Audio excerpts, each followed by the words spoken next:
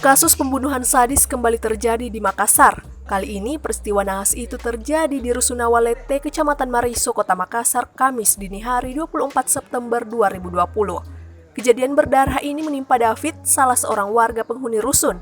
Ironisnya, korban dalam kondisi sakit saat peristiwa itu terjadi.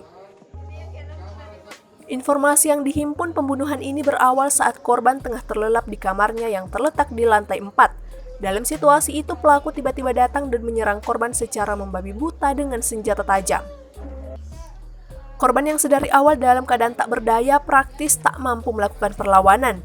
Hingga akhirnya korban meregang nyawa dan tewas di tempat akibat kehabisan darah buntut dari 5 luka tikaman yang ia derita. Kejadian ini pun membuat seluruh penghuni Rusunawa menjadi gempar.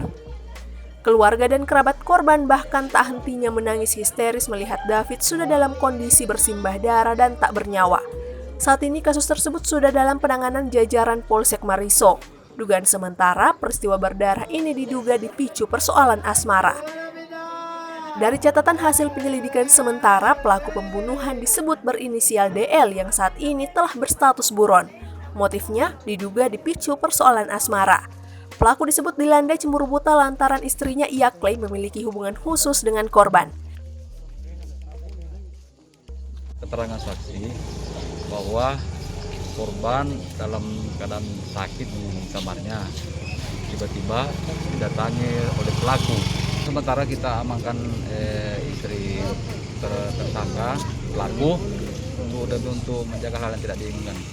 Dari Makassar, Muhammad Ishak, Fajar.co.id melaporkan.